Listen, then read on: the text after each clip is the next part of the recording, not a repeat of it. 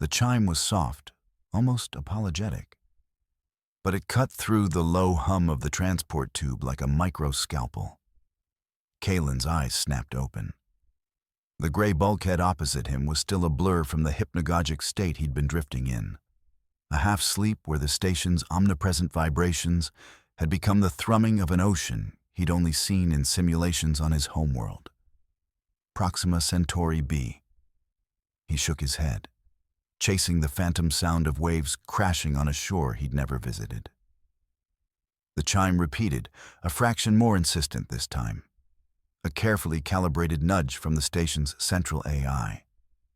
A synthesized voice, smooth as polished chrome and devoid of any accent, filled the small, sterile space. Analyst Kalen, you will arrive at Observation Deck C in 3 minutes. Your presence is requested by the Chief Diplomat. Kalen straightened his tunic, the simple gray fabric of the diplomatic corps suddenly feeling tight and restrictive across his shoulders. His heart, a moment ago beating with the slow rhythm of near sleep, kicked into a higher gear, a frantic staccato against his ribs. A direct, unscheduled request from Iris Thorne herself. This was not a standard diplomatic reception. This was an event. He ran a hand through his short-cropped black hair, his gaze falling on the datapad secured to his wrist. Its screen was dark, but he could feel the weight of the encrypted files within it. A secret history of the last 20 years of human diplomacy. It was a history he knew intimately, a litany of quiet concessions, of veiled threats endured, of territory ceded in the name of a peace that felt increasingly one-sided. A peace bought with gritted teeth and swallowed pride. He remembered, with a fresh pang of humiliation, the negotiations over the Cygnus trade route 3 years ago. He'd been a junior aide then, standing in the back of the room, watching as Ambassador Ketor of the Krylorian Empire had systematically dismantled Thorne's arguments, backing her into a corner with condescending logic until she had no choice but to cede control of a route humanity had pioneered. He remembered the smug twitch of Ketor's mandibles, the ripple of amusement through the other delegations. That memory was the fuel for his own quiet resolve. His mission today was simple, yet felt impossible. To be Thorne's eyes and ears, to gauge the precise shockwave her announcement, whatever it was, would send through the assembled powers of the galaxy. He was not just a junior diplomat. He was a barometer, designed to measure the atmospheric pressure of a coming storm. The transport tube decelerated with a gentle hiss, its magnetic field weakening, and the doors slid open with a sigh of hydraulics. He stepped out into a wide, circular corridor, the main artery leading to the observation decks of Unity Station. The air here was different, thick with a nervous energy that transcended species, a palpable tension that clung to the recycled air like humidity. He saw a trio of orthelians, their crab-like carapaces of deep blue and orange clicking nervously as they conferred in a series of sharp, percussive snaps that their translators struggled to soften. A lone, Slothic hegemony ambassador, a reptilian being of imposing height wrapped in robes of shimmering black, stood perfectly still, its unblinking, slit-pupiled eyes fixed on the viewport at the corridor's end. A sliver of star-dusted blackness that promised a revelation. They were all heading to the same place, drawn by the same irresistible gravity of an impending, unknown event. As he walked, his soft-soled boots making no sound on the polished metallic floor, Kalen activated his datapad. The screen cast a soft blue light on his focused face as he pulled up the public registry for Unity Station's docking bays. It was a mundane list of freighters, couriers, and diplomatic shuttles. Standard traffic. He initiated a subsurface scan, his credentials slicing through the public-facing layers to the restricted traffic control logs, a place few were authorized to see. And there it was. Not one, but 7 priority clearance signals, designation Vanguard, that had bypassed standard protocols entirely. They hadn't requested a docking window. They had announced one, their arrival vectors slicing through established traffic lanes with an authority that bordered on arrogance.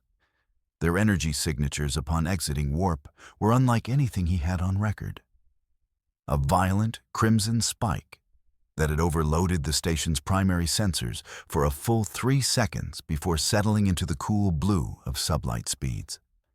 It wasn't the energy of a ship arriving. It was the energy of a small star being born and extinguished in an instant.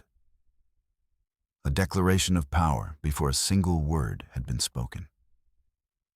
He pushed his way into the already crowded observation deck, and the low murmur of 100 different languages, filtered and rendered into comprehensible thought by his translation implants, fell away into a sudden, collective hush.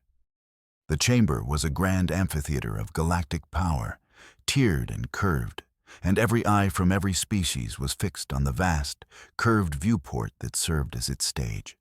Out in the void, 7 ships hung against the velvet black, eclipsing the distant, indifferent stars.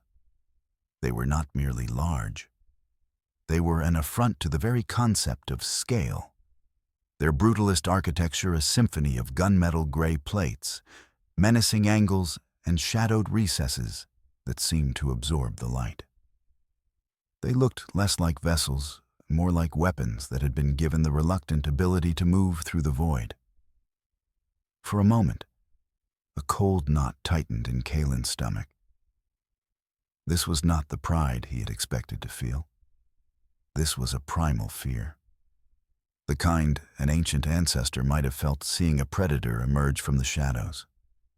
This was power that could not just defend, but erase.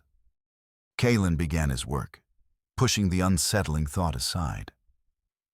He subtly angled his datapad, its optical sensor disguised as a decorative stud on the casing, and began a passive scan of the room. His primary targets were the ambassadors of the major powers. He needed their baseline reactions before the performance truly began. Ketor of the Krylorian Empire, a tall insectoid being in flowing lavender robes that denoted its high caste, stood near the front, its multifaceted eyes a swirling vortex of unreadable violet light. The Kelvaran technocracy delegation was a tight knot of beings in form-fitting silver suits, their heads bowed over their own datapads, no doubt already running frantic calculations. And then there was Ambassador Xylar of the Varani, a race of logicians who prized emotional control above all else, viewing it as the foundation of true intellect. Xylar stood apart from the others, his slender frame exuding an aura of calm disdain. His long, elegant fingers were steepled before him, his large, dark eyes narrowed in critical assessment. As Kalen watched, Xylar turned his head, his gaze sweeping the room with an unnerving, analytical precision before it landed directly on Kalen. It was not a glance. It was an acquisition of a target. A silent invitation. Kalen took a steadying breath and navigated the crowd, the various diplomats and their aides parting before him as they saw the subtle Terran Confederacy insignia on his collar. Xylar said, his voice a low, resonant baritone, "Analyst Kalen." He did not offer a greeting. The Varani considered such pleasantries inefficient data points.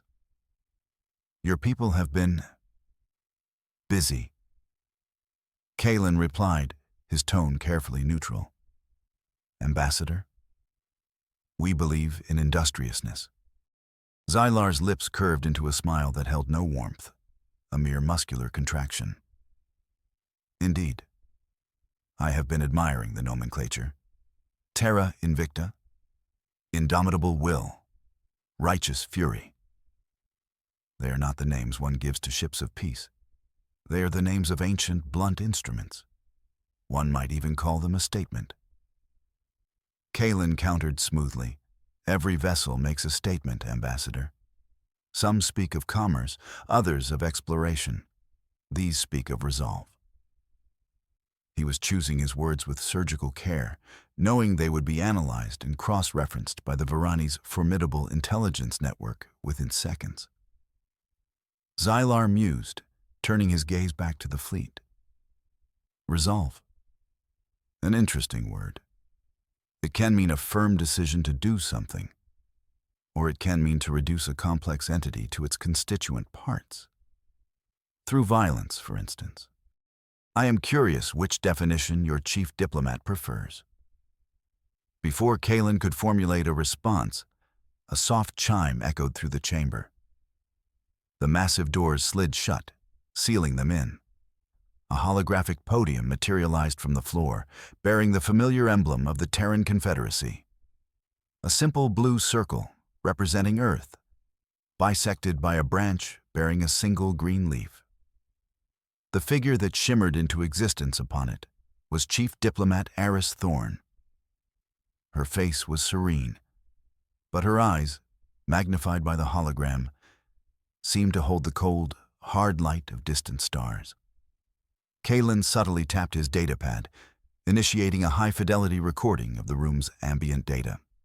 Biometric spikes, calm frequencies, energy fluctuations from personal devices.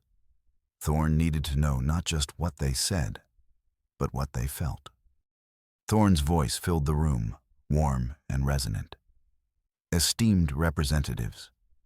Today, the Terran Confederacy unveils not just ships, but a promise. A unity of purpose long withheld from the galactic stage. Kalen's eyes flicked to Ketor. The Krylorian ambassador's mandibles twitched, a micro-expression of agitation that his training allowed him to catch. The Kelvaran delegation stopped typing, their heads lifting in perfect, unnerving unison. Thorn continued, her voice unwavering. For 2 centuries, humanity has been a voice for peace, for de-escalation, for mutual understanding. We have offered the olive branch, and we have been met, time and again, with veiled threats in the fringe colonies, with economic warfare in the asteroid belts, and with the silent, creeping erosion of the very treaties that ensure our collective security. The age of misunderstanding is over. The Krylorian ambassador, Kaitor, took a deliberate step forward. Kaitor intoned, its voice a series of modulated clicks and whistles that the translator rendered as sharp and piercing. Chief Diplomat Thorn, your vessels lack civilian transport markings. Their energy signatures are consistent with heavy cruisers. Could this possibly suggest a shift in the Confederacy's long-standing non-aggression policy? A subtle, almost imperceptible smile played across Eris Thorn's lips. Indeed, Ambassador Ketor, she confirmed, her voice losing none of its calm. But our intentions remain clear and open, as they have always been. These ships are not instruments of aggression. They are the guarantors of every treaty we have signed. They are the shield for every colony, the guardians of every trade route. They are the final, unassailable word in any negotiation that seeks to undermine the sovereignty of our people. They will say more with their presence than they ever will with their firepower. As Thorn finished, Kalen's datapad flagged a massive spike in encrypted outbound transmissions from nearly every delegation in the room. The dam of diplomatic courtesy had broken. He focused his attention on the viewport as a new sequence began. On the fleet's largest vessel, the Terra Invicta, a section of the hull began to move. It was not a simple door or hangar bay. It was a vast, shielded section of the ship itself, unfolding with the slow, ponderous choreography of ancient clockwork. Xylar murmured beside him, his voice tight with something Kalen had never heard from a Varani before. Awe. Such technology. The structural dynamics. They mimic the fabled Fortress Star models from the lost archives of Sector Q-45. A technology so devastating it was deliberately erased from public record. Chief Diplomat Thorne's voice cut across the room again, sharp and commanding, and now a demonstration of our resolve. A sudden, sharp hiss drew Kalen's attention. Hydraulic lines, thick as his torso, retracted into the hull of the Invicta. A section of the forward armored plating, a piece of hull the size of a city block, slid ponderously back. What it revealed sent a ripple of palpable, ice-cold tension through the assembled diplomats. There, nestled within the dark recesses of the ship, were the forward array clusters. Kalen had read the theoretical specs in classified briefings, but seeing them in person was an entirely different matter. Each cluster, and there were a dozen of them visible, housed 72 pulse cannon mounts. No ship, not even the oldest, most revered dreadnoughts from the Rim Wars, could match that kind of broadside capability. It was not just firepower. It was the end of all argument. The deck shuddered subtly beneath Kalen's feet. The hum of energy flowing through the platform was a low, resonant vibration that he felt in his teeth. The shield generators around the Invicta awakened, massive, shimmering domes of pure force humming ominously as their field stabilized. The invisible barriers shimmered into a brief, visible existence, a soap bubble of iridescent light around the colossal ship. The Kelveran delegation was in frantic motion now, their fingers flying across their data pads. Kalen zoomed in on one of their screens with his own device. They were running power consumption models, and the results were clearly impossible. The shield recharge rates were 30% above their own top-tier models, a feat that should have required a reactor the size of a small moon. Then, without warning, the ship's weapon systems engaged. Pulsing blue lights streaked across the hull, tracing the power conduits from the main reactor to the weapon arrays. The 72 pulse cannons on a single forward cluster began to glow, their barrels cycling not with physical ammunition, but with coils of superheated plasma. A holographic target drone, a featureless gray asteroid, materialized 1,000 kilometers from the ship. A single, silent beam of incandescent blue light shot from the Invicta. It was not a laser. It was a lance of contained plasma, and it struck the holographic asteroid with 0 travel time. The target didn't explode. It simply ceased to exist, its holographic form unable to even register the sheer energy it was meant to simulate. A collective gasp went through the room. Kalen felt Xylar take a half-step back. The Varani whispered, "Instantaneous. They've eliminated light speed lag. The targeting solution must be..." Prescriptive is not the word. It is definitive. Kalen knew what he was seeing. It was a product of the Final Word project, a quantum-entangled targeting system. The cannon didn't fire at a target. It fired at a point in space that the target was already occupying. The targeting data transmitted via a quantum comm channel that operated outside of normal space-time. It was a weapon that could not be dodged. Another section of the Invicta's armor slid aside, this one on the ventral side, revealing the launch pods. Kalen had expected to see an array of sleek fighters or heavy torpedoes. He was wrong. What emerged were not vehicles, but something far more insidious.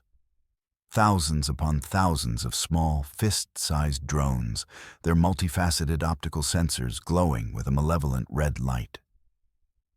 They moved as one, a shimmering metallic cloud that pulsed with a single, unified intelligence. The drone swarm coalesced, forming a perfect sphere before the ship. Then, on some unseen command, the sphere flattened into a disk, then elongated into a spear, then dissolved into 1,000 tiny, independent vectors, each one performing a complex, evasive maneuver.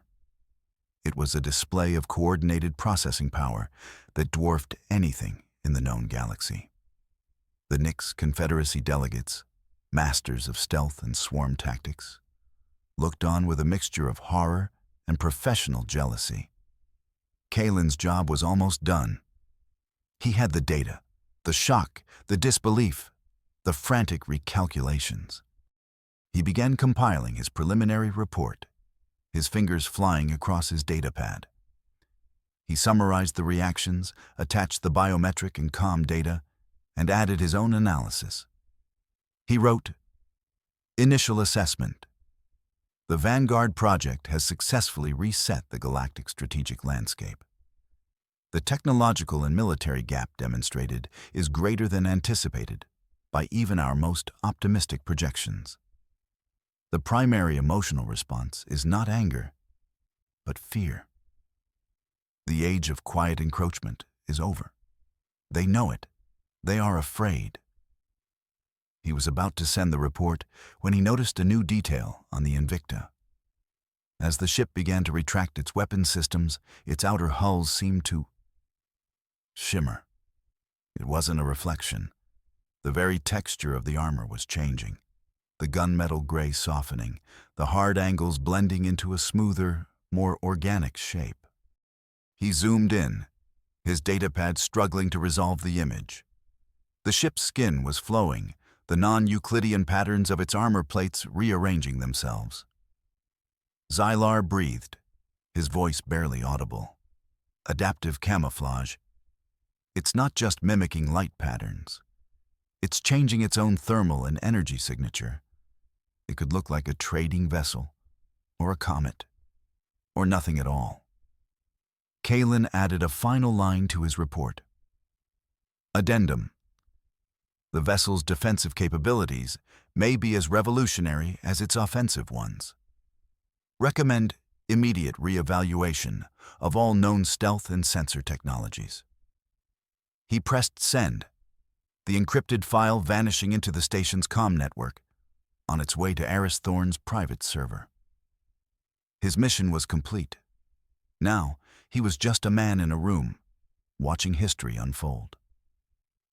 The demonstration concluded, the Invicta returning to its inert, menacing state.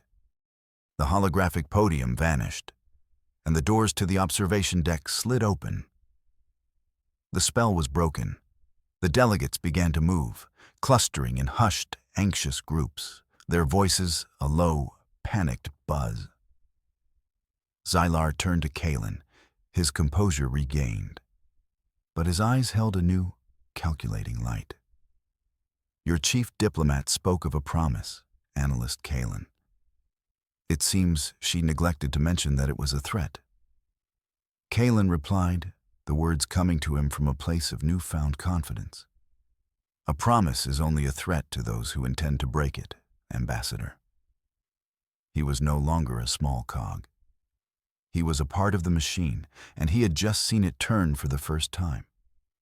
As the crowd began to disperse, their minds reeling, Kalen remained by the viewport. The 7 ships of the Vanguard fleet began to pull away, their movements slow and deliberate. Their ion drives, burning with a clean, blue-white fire, left faint trails of ionized particles, luminous scars on the canvas of the void. His datapad chimed softly, a private notification this time. It was a message from Thorne. Just 2 words. Report received. And beneath them, a single cryptic sentence. Phase 2 is a go. Kalen's breath caught in his throat. Phase 2. He had only seen fragments of the plan, whispers in the most highly classified briefings. The target was a place called the N-12B sector, the same sector the Varani dignitary had mentioned earlier.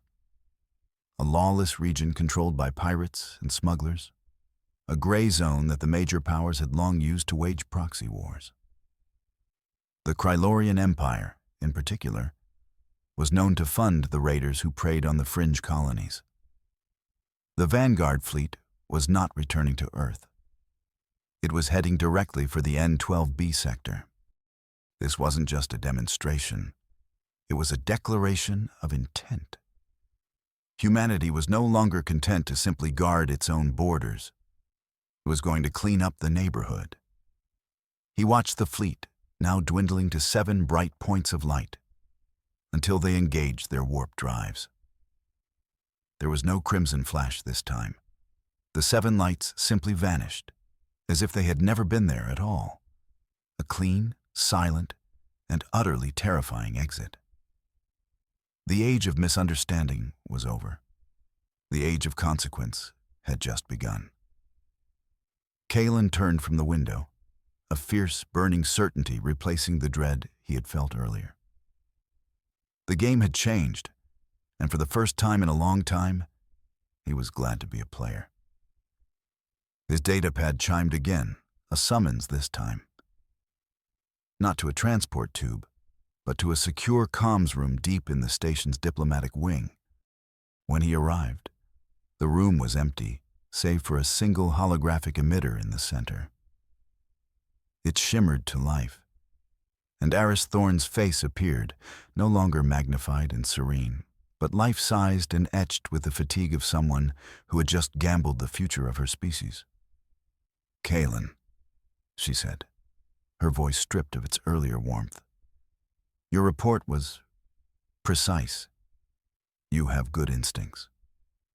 "Thank you, Chief Diplomat," he replied. "I need more than your instincts now. I need your eyes. The Vanguard is entering the N12B sector. The operation is designated Pest Control. A bit of gallows humor from the Fleet Command. I'm granting you full, real-time access to the fleet's sensor and tactical data. Your job is to be the official diplomatic observer. You will witness, you will analyze, and you will compile the definitive report on what happens next.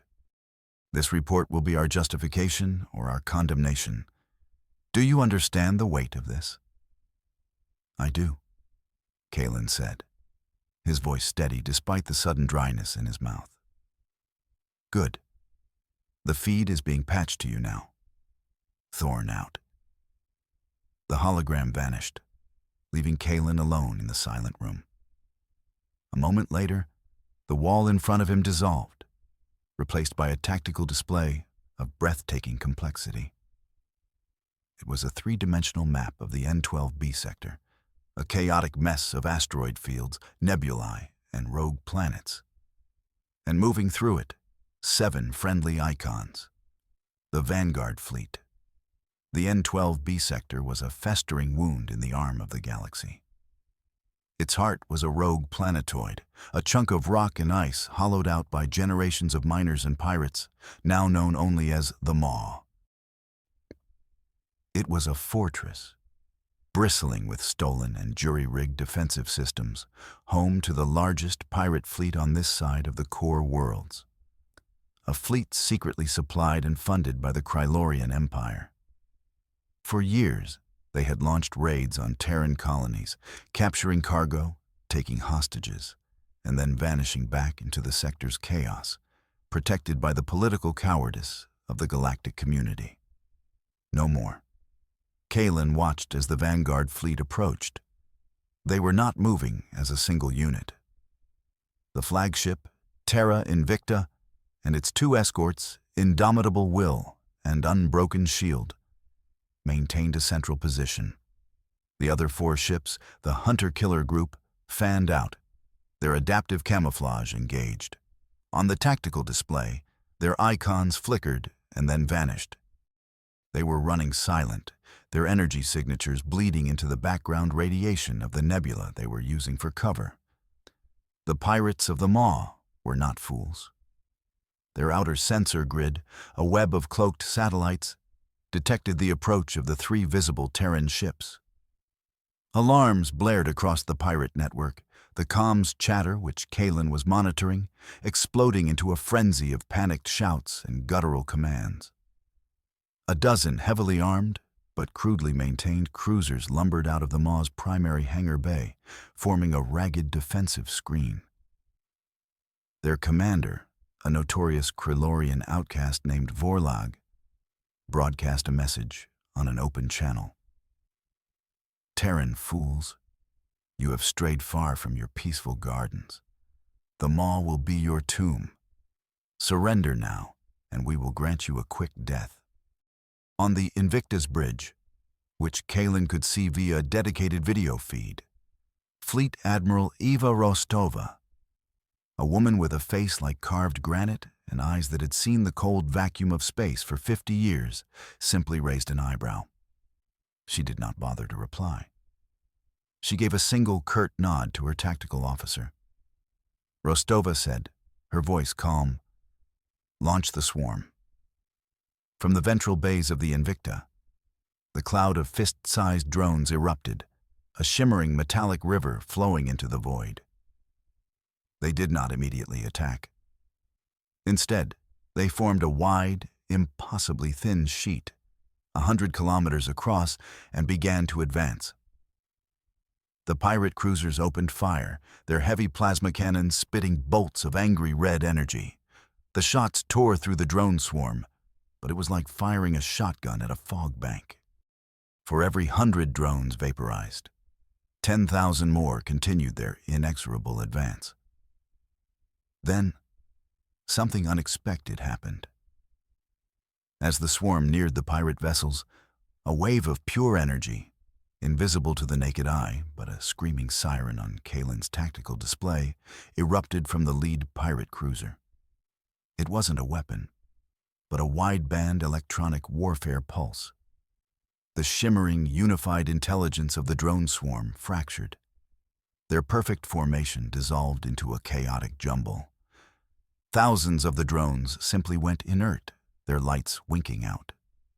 Others turned on each other, their cutting torches flaring as they tore into their brethren. A small, horrifying contingent reversed course, accelerating back towards the Invicta.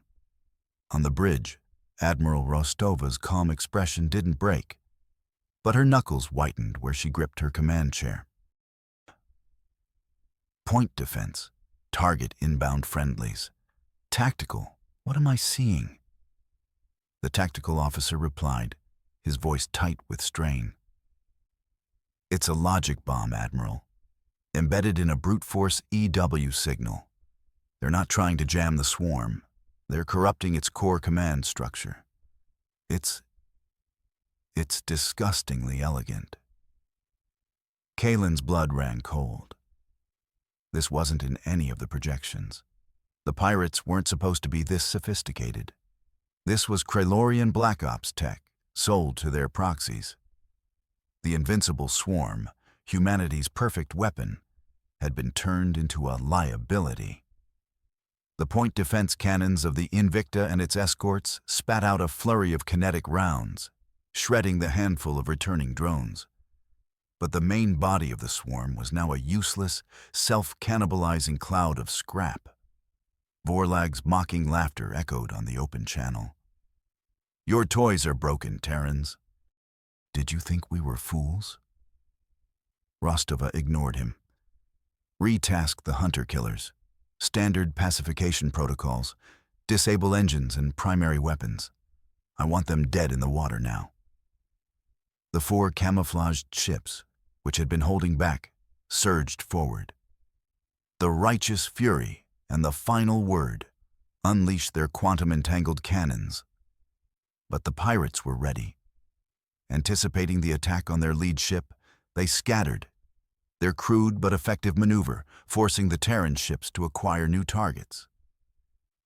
The instantaneous nature of the Terran weapons was a double-edged sword. They couldn't miss, but they could only fire at one target at a time.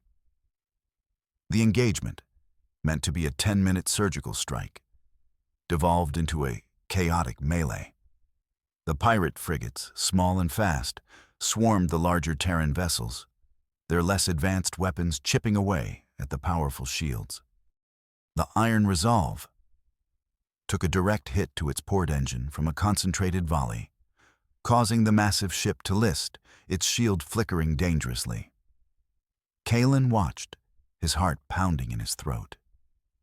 The perfect, clean victory he had witnessed in the simulations was gone, replaced by a messy, unpredictable brawl. This was not the end of all argument. This was a dogfight.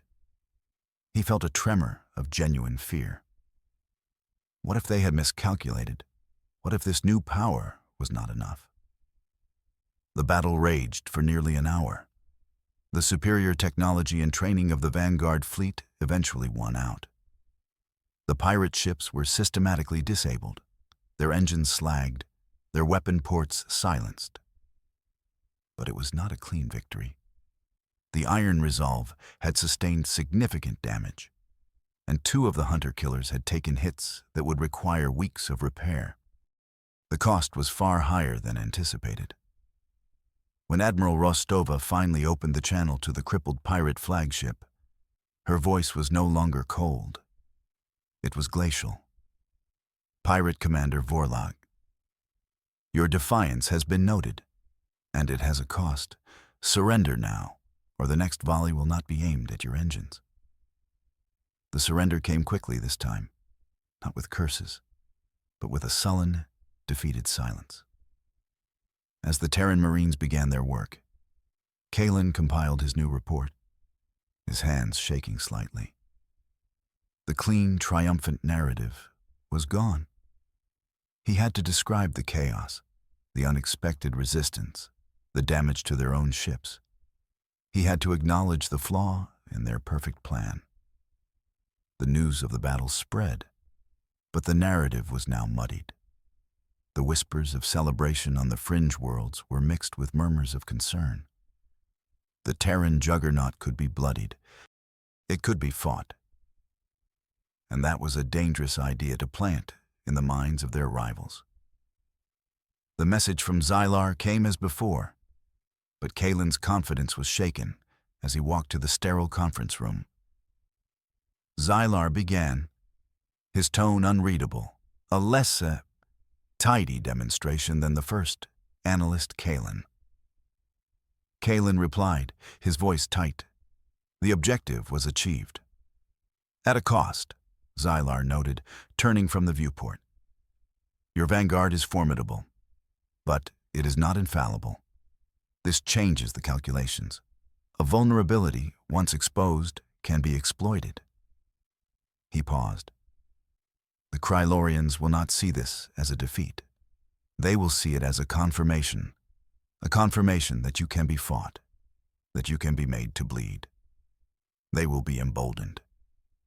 As if on cue, the red alert klaxon blared. Emergency session of the Galactic Council requested by the Krylorian Empire. All ambassadors to the Grand Assembly Hall immediately. Kalen and Xylar exchanged a look. This time, it was not a cornered animal biting. It was a predator that smelled blood in the water. The Grand Assembly Hall was electric with tension. Ketor stood at the podium, its fury replaced by a cold, calculating confidence. An act of reckless imperialism. Ketor's voice boomed. The Terrans, in their arrogance, assaulted a sovereign entity in the N12B sector, a local security force, and in their incompetence, they caused the destruction of a civilian habitat. The images that appeared on the holographic display were different this time. They were sharp, high resolution. They showed a habitation dome not shattered, but vented, its internal atmosphere blasted into space. There were no bodies, only the eerie, silent emptiness of a place where life had been moments before. We have testimony, Ketor declared, from a Kelvaran trade vessel, the Star Treader, which witnessed the event. They will confirm that a stray shot from the Terran vessel, Iron Resolve, damaged and firing erratically, struck the habitat. Kalen's blood ran cold. It was a masterful lie. It used the real, messy details of the battle to create a plausible fiction. The Iron Resolve had been damaged. It had been firing to defend itself. And a civilian habitat had been vented. Thorne's holographic form appeared beside him. Her face was a mask of iron. Ambassador Kaitor, this is a despicable falsehood. We have the logs. Kaitor scoffed. Your logs, Chief Diplomat? The logs of a fleet that was clearly not in full control of its actions? Forgive us if we seek independent verification. All eyes turned to the Kelvaran delegation. Their ambassador, a being encased in a shimmering silver suit, floated forward. The Kelvaran technocracy can confirm, the ambassador stated in a monotone voice, that our vessel, the Star Treader, did witness the Terran fleet engaged in combat. Our sensor logs of the final moments of the engagement are corrupted, a result of the intense electronic warfare in the area. A gasp went through the assembly. Kalen felt the floor drop out from under him. The Kelvarans were abstaining. They were leaving humanity to fend for itself. The perfect evidence he had relied on in the original scenario was gone. Ketor's mandibles twitched in a clear expression of triumph. It seems the Terrans have no proof to refute the eyewitness account of the destruction they caused. Thorn turned her holographic head slightly towards Kalen. Her voice was a whisper only he could hear. Analyst, find me a way out of this. His mind raced. The logs were suspect. The witness was compromised. What was left? He pulled up the Krylorian evidence on his own datapad, his fingers flying across the screen, cross-referencing it with his own recordings from the battle. The images were high resolution, the metadata clean, too clean. He stepped forward, his heart hammering against his ribs. Ambassadors, he began, his voice shaking slightly before he mastered it. Ambassador Ketor is correct. A tragedy did occur at the mall, but he is lying about who is responsible. He brought up the Krylorian photo of the vented dome. This image is, as you can see, crystal clear. It was provided to the Krylorians by their allies on the Maw. But let's look at the sensor data from the moment of the breach. He pulled up a complex waveform analysis. The breach was caused by a single, precise cutting beam, not an erratic blast from a pulse cannon. The energy signature is consistent with one weapon and one weapon only. A Krylorian-issue siege laser, the kind used for mining and clearing unwanted habitats. He then overlaid a tactical map. Furthermore, the shot did not come from the direction of the battle. It came from here. A new icon appeared on the map, a small, cloaked vessel nestled against the far side of the asteroid. A Krylorian Black Ops ship sent to observe the battle and, if necessary, create an incident that could be blamed on us. They vented that dome, murdering everyone inside, to give their ambassador the political weapon he needed. They sacrificed their own pirate allies. He looked directly at Ketor. You didn't count on us recording everything, not just the battle, but the entire sector. We have the trajectory. We have the energy signature. We have you. The silence in the hall was a physical thing. Ketor stood frozen, its carefully constructed narrative shattered by a single, damning piece of forensic analysis. It hadn't been a perfect video that saved them. It had been a single, overlooked data point, found in the noise by a terrified but determined analyst. Kalen stepped back, his legs feeling weak. Aris Thorne's hologram looked out at the stunned assembly.